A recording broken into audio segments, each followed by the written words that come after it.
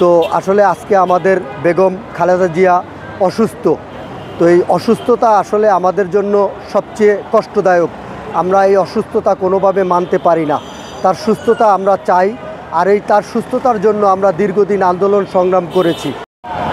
আমি একজন 24-এর আহত জুলাই যোদ্ধা।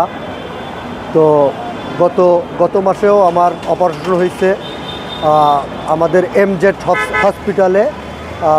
যে বার্ন ইউনিটের প্রধান যে ডক্টর নাসির সাহেব, উনি আমার অপারেশন করে।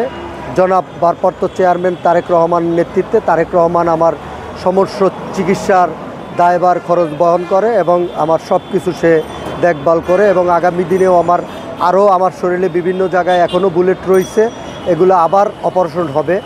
তো আসলে এই সব কিছুর বিনিময়ে এই যে দল করি, রাজনীতি করি, তো আসলে আজকে আমাদের বেগম খালেদা জিয়া অসুস্থ। তো এই অসুস্থতা আসলে আমাদের জন্য সবচেয়ে কষ্টদায়ক। আমরা এই অসুস্থতা কোনোভাবে মানতে পারি না। তার সুস্থতা আমরা চাই, আর এই তার সুস্থতার জন্য আমরা দীর্ঘদিন আন্দোলন সংগ্রাম করেছি।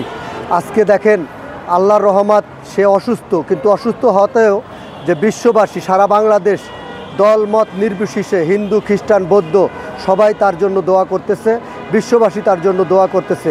আমরা চাই আল্লাহ তারে অতি দ্রুত সুস্থতা দান করুক, এবং দেশবাসীর কাছে সবার কাছে দোয়া চাই আল্লাহ যেন তারে দ্রুত সুস্থ করে দেয়, এবং আগামী সামনে জাতীয় নির্বাচন, এই নির্বাচনে যাতে সুন্দরভাবে সে এই নির্বাচনটি দেখতে পারে এবং সে থাকতে পারে,